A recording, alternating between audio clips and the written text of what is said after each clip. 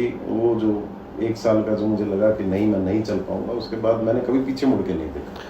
Doctor साहब, आपने बताया कि वो व्यक्ति जो था वो पागल नज़र आ रहा था, और आम तौर पे भी किसी भी व्यक्ति को पागल बहुत जल्दी घोषित अपनी तरफ से कर देते हैं।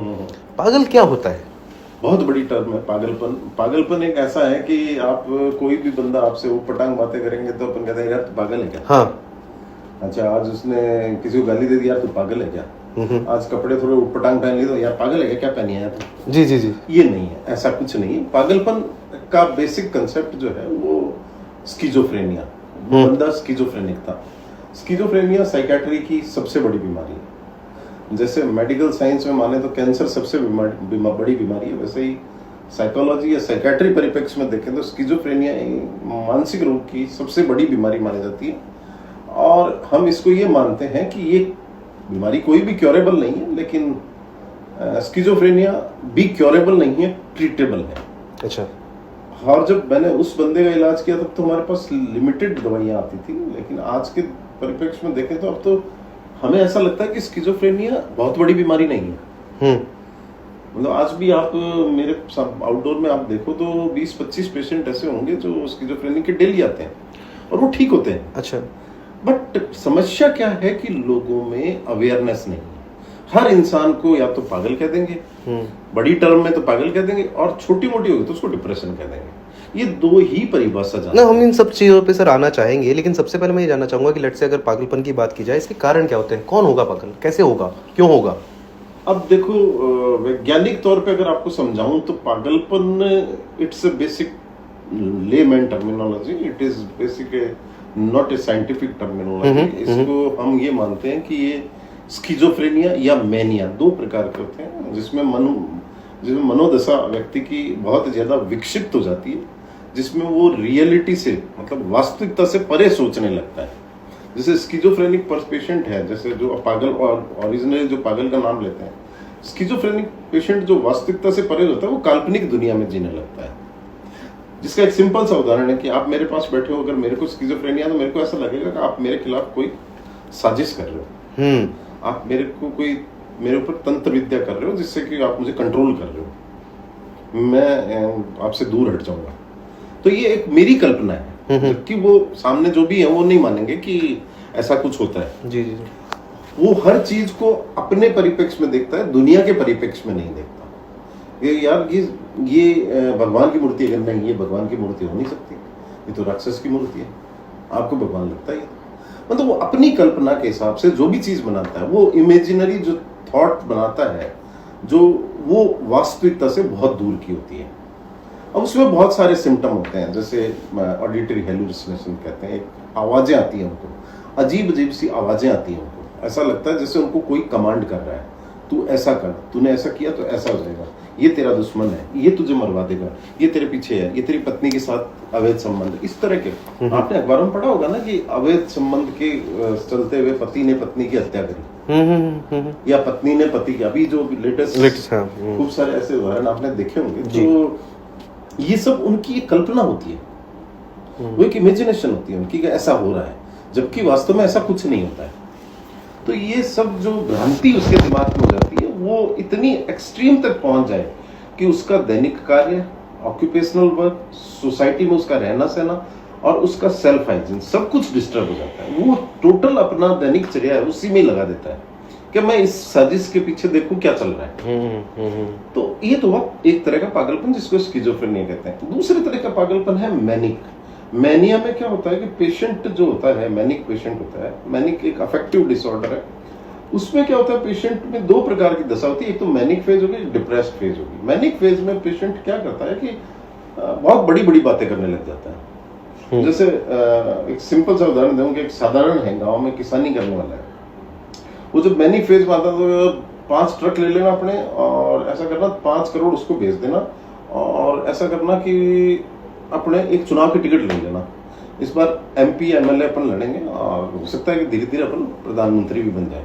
वो रियलिटी से वो भी हट गया, क्योंकि उसकी रियलिटी तो क्या है, किसान है, वो तो खेती में काम करने वाला है। तो उसमें वो उत्तेजना आने लग जाती है, उसका दिमाग बहुत उत्तेजित हो जाता है, बहुत ज्यादा बोलता है, बहुत बड़ी बड़ी बातें करता है, बहुत एक्टिव हो जाता है, मतलब उसको नींद नहीं लेगा। अगर मयूर जी मैं आपको बताऊं कि अगर अपन एक दिन नहीं सोए ना तो अपना अगला दिन बहुत ज्यादा डल जाता है। जी जी। लेकिन इसमें जस्ट अपोजिट होता है, वो 20 दिन में नहीं सोएंगे पर उनकी एक्टिविटी इतनी अच्छी, मतलब अच्छी तो नहीं कहेंगे, इतनी ज्यादा होगी कि उनको लगेगा नहीं मुझे जरूरत ही नहीं नींद की, कि मुझे क्या जरूरत है, मैं तो साक्षात शिव हूँ, साक्षात ब्रह्मा हूँ, मेरे को नींद की क्या जरूरत है, मैं तो नींद कंट्रोल करता हूँ लोगों की। तो इस तरह का दूसरा जो फेज है वो मैनिक फेज कहलाता है, मैनिक मैनिया का कहलाता है। आपने आईआईटी बाबा को अगर फॉलो किया, देखा, अभी उन न्यूज में देखा, कहीं देखा, तो एक बंदा जो इतनी अच्छी रैंक लेकर आता है और उसके बाद आईआईटी में दाखिला लेता है, इंजीनियरिंग करता है, एक अच्छी कंपनी में जॉब करता है, एंड उसके बाद उनके जो कुछ वीडियोस ऐसे आए हैं कि बहुत अजीब तरीके से वो रिएक्ट कर रहा है, क्या है ये? बिल्कुल सिंपल सा, देखो बहुत कुछ स्टडीज हो चुकी है कि higher the intelligence more the chances of psychiatric illness. Okay. When you have IQ more than 140 plus, then there is, वहां चांसेस बढ़ जाते हैं। और आईआईटीएन बाबा के साथ क्या हुआ कि इंटेलिजेंट था, बहुत सारी डिग्रियां कर ली, और वो एक नशे की जद में चला गया। वो कैनाबिस लेने लग गया था। वो कॉलेज टाइम में होता है, मेरे पास बहुत से आईआईटीएन ड्रॉप आउट आते हैं, उनका सबसे बड़ा रीजन ये होता है कि वो कैनाबिस या मैरिजुआना या जॉइंट्स या बहुत सारे नशे हैं वो लेने लग जाते हैं, वो उनका ब्रेक डाउन वहाँ पे होता है। वो वैसा ही उसका हुआ, और उसके बाद वो अध्यात्म की दुनिया में, क्योंकि ये जो मैरिजुआना या जॉइंट्स हैं ये आदमी को, वो मैं बता रहा था ना, मैनिया, यूफोरिया की स्टेज में डाल देते हैं कि मैंने जो कहा ना वो ब्रह्मांड का सच है। हाँ, उन्होंने ऐसे कई स्टेटमेंट दिए थे कि टीम इंडिया यहाँ हार जाएगी, मैं कृष्ण हूँ।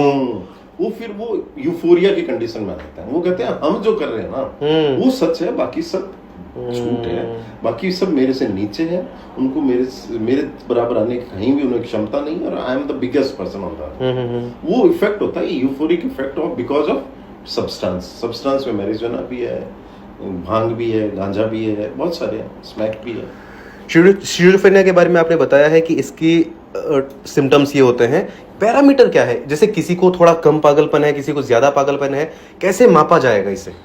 बहुत ही सिंपल है सर, क्योंकि हमारी जो 3 साल की पढ़ाई होती है उसमें हमें यही सिखा जाता है, हर एक डिजीज का एक पैमाना होता है जी। जैसे डायबिटीज में ब्लड शुगर का होता है, बीपी में ब्लड प्रेशर का होता है, वैसे ही इसमें हमारे क्राइटेरियाज हैं। डीएसएम एक बुक है हमारी, इसमें क्राइटेरिया है कि आउट ऑफ दीज 8 इफ 5 ये प्रेजेंट है, उसमें सिम्टम प्रेजेंट है, तो हम उसको स्किज़ोफ्रेनिया, और इतने ड्यूरेशन में ये होने चाहिए। ऐसा नहीं है कि आज मेरे कोई काल्पनिक थॉट आया तो आई एम स्किज़ोफ्रेनिक। ओके। एक पर्टिकुलर ड्यूरेशन में, जैसे एक्यूट साइकोसिस में 15 दिन का है, स्किज़ोफ्रेनिया को लेबल करने के लिए हमें कम से कम 6 महीने का वो सब क्राइटेरिया मैच होना चाहिए। ओके। और सबसे बड़ी चीज क्या है कि इसमें जो शुरुआती फेज होता है, जिसको हम प्रोड्रोमल फेज कहते हैं या स्किज़ोफ्रेनिफॉर्म साइकोसिस कहते हैं, उसमें जब तक हम अपने इस माध्यम से, जो अपन आज ये पॉडकास्ट कर रहे हैं और अपन अगले 1 महीने में जो साइकियाट्री के बारे में बताएंगे, जब तक लोगों को ये पता नहीं चलेगा कि यार अर्ली सिम्टम्स क्या है, कि यार हम अपने बच्चे को कब पहचान लें, या बच्चे अपने परिवार के सदस्य को कब पहचान लें कि हमें लगे कि यार कुछ गड़बड़ तो है, यही हमको लोगों को बताना है। क्योंकि इसमें 6 मंथ लगते हैं सर। स्टार्ट अगर हुआ है तो प्रोड्रोमल जो फेज है ना, वो इतनी अननोटिस चली जाती है, और बहुत बड़े फैक्टर है उसमें, अननोटिस नहीं जानी चाहिए, लेकिन अनभिज्ञता के कारण बिल्कुल नहीं पता सर, इसके बिल्कुल नहीं पता होता लोगों को कि क्या सिम्टम है। उसमें एक बहुत ही सिंपल है कि जब भी आपका बच्चा बहुत रेगुलर पढ़ रहा है, बहुत रेगुलर क्लास जा रहा है, बहुत रेगुलर फ्रेंड सर्कल में जा रहा है, अचानक उन सबको छोड़ने लगता है, उसका रूटीन चेंज हो जाता है, रूटीन बिल्कुल चेंज होने लगता है। क्लास से बंक करना, कमरे में एकाकीपन होना, अपने मोबाइल में ज्यादा यूज करना, या अपनी कोई दुनिया बना लेना जिसमें कोई जैसे कोई गैलेक्सी के बारे में पढ़ने लग जाता है, पढ़ा लिखा है तो गैलेक्सी के बारे में पढ़ने लगता है, दूसरा होता है तो कुछ और अजीब गरीब बातें पढ़ने लग जाता है, या उसमें इंटरेस्ट उसका डेवलप हो जाता है, और वो अपना धीरे धीरे सेल्फ हाइजीन, लोगों से मिलना, माता पिता के साथ बैठना बंद कर देता है, भाई बहन के रिश्तों को नहीं समझता है, बिल्कुल विड्रॉन हो जाता है, जिसको हम कहते हैं विड्रॉन, टोटली सोशली विड्रॉन होने लग जाता है। विड्रॉन में लोग बाग क्या मानते हैं कि यार बच्चा पढ़ रहा है, IIT की तैयारी कर रहा है, या नीट की तैयारी कर रहा है, या किसी नेट की तैयारी कर रहा है, जो भी कर रहा है, इसलिए अलग हो गया। नहीं, क्योंकि वो जब पता चलता है कि वो जब फर्स्ट टाइम कोई भी एग्जाम देता है उसमें उसको फेलियर होता है, घर वाले तो सोच रहे थे पढ़ रहा था लेकिन फेलियर हुआ।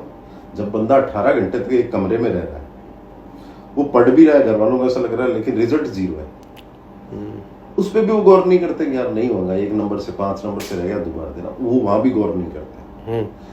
तब जाके वो फ्लेयर ऑफ सिम्टम्स जो अभी अब से मैंने चर्चा करी थी ना, जिसमें कि हेलुसिनेशंस, आवाजें आना, वहम होना, डिल्यूजन्स होना, और थॉट ब्रॉडकास्ट, मतलब इसमें आवाज को ऐसे लगता है कि मेरे जो विचार हैं वो लोगों को पता चल रहे हैं।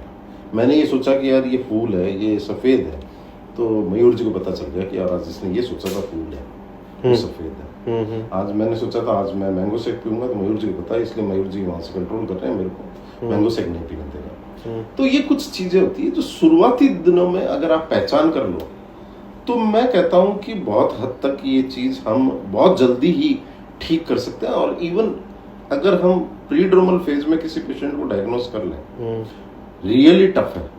कोई भी माता पिता अपने बच्चे को साइकेट्रिस्ट के पास लाने से पहले 10 डॉक्टर को दिखाएंगे, पहले पीडियाट्रिशियन के पास, मेडिसिन के पास, और सिंपल फिर तांत्रिकों के पास भी जाएंगे। लास्ट में 6 महीने जब निकल चुका था कि फ्लेयर अप सिम्टम आ गए, तांडव मचाने लग गया, तब लेके आता है। तो वो थोड़ा सा अभी तक भी वही कैंसर वाली बात है, कैंसर हो गया थोड़े दिन इंतजार कर लेते हैं, 2 महीने यार, गांठ ही तो है। ये अवेयरनेस प्रोग्राम क्यों चल रहा है कैंसर का, ये वैन चलती है, क्यों चलती है, सही समय में पता चल जाए तो इलाज संभव है। तो जो सिम्टम्स आपने बताए हैं, बहुत सारे ऐसे पेरेंट्स होंगे जो इससे रिलेट करेंगे कि बच्चा एकांत में रहता है, उसको अगर हम लोग कुछ कहते हैं, एकांत में सडन चेंज हुआ है, उसको हम कुछ कहते हैं, वो आपसे सुनना नहीं चाहता, सुनने की कंडीशन में नहीं है, खाना खाएगा तो वो एक जेल की तरह अपने घर में कमरे को बना लेता है। अच्छा, ऐसी सिचुएशन में जो पेरेंट्स हैं, उन्हें ये सिम्टम्स नजर अपने बच्चे में आ रहे हैं, सबसे पहला कदम वो क्या उठाए? सबसे पहला कदम है उसकी डेली एक्टिविटी नोट करें।